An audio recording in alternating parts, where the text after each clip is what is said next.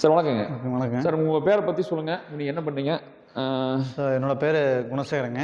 நான் பிஇ வந்து Kongu engineering college 2003 படிச்சுங்க. எம்இ வந்து KSR college of technology படிச்சுங்க.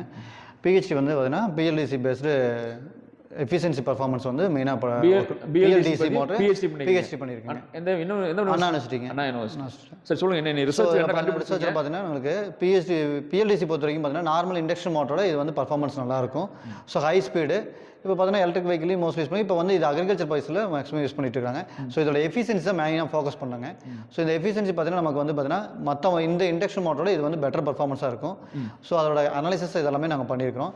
So இது வந்து தியரட்டிக்கல் ப்ளஸ் ஆக்சுவலாக ப்ராக்டிக்கலாக நம்ம அப்ளை பண்ணியிருக்கோம். ஸோ பிஎல்டிசி பொறுத்த வரைக்கும் உங்களுக்கு வந்து கம்பேர் வித் இண்டக்ஷன் மோட்டரோட வந்து பார்த்தீங்கன்னா 50% ஆஃப் பவர் கன்சம்ஷன்ஸ் வந்து நமக்கு 50% பவர் கன்சம்ஷன் வரும். ஸோ நார்மலாக பார்த்தீங்கன்னா உங்களுக்கு வந்து பார்த்தீங்கன்னா ரன்அவே ஸ்பீடு வந்து பார்த்தீங்கன்னா உங்களுக்கு வந்து இது வந்து ஹை ஸ்பீடில் கிடைக்கும். ஸோ இதில் வந்து 1500 ஓடுது அப்படின்னா நமக்கு வந்து triple the time of speed வந்து பிஎல்டிசியில் நமக்கு கிடைக்கும். ஸோ அதே மாதிரி பார்த்தீங்கன்னா இப்போ சைஸ் வந்து பார்த்தீங்கன்னா கம்பேர் வித் வந்து இண்டக்ஷன் மோட்டரோட இது வந்து கம்மியாக யூஸ் பண்ணிக்கலாம். ஸோ இதில் பார்த்தீங்கன்னா இன்னொரு அட்வான்டேஜ் பார்த்தீங்கன்னா பிஎல்டிசியில் பார்த்தீங்கன்னா DC as well as AC வந்து சேஞ்ச் ஓவர் பண்ண முடியும். ஸோ அந்த வந்து பேனல்ஸ் நம்ம யூஸ் பண்ணிக்கலாம். ஸோ பிஎல்டிசி பொறுத்த வரைக்கும் டிசி தான், பட் நம்ம அது வந்து we can also use on the solar வச்சு நம்ம டைரக்ட் கன்சம்ஷன் யூஸ் பண்ணும்போது இன்னும் பெட்டர் பெர்ஃபார்மன்ஸ் எஃபிஷியன்சி நமக்கு வந்து இன்னும் கிடைக்கும்.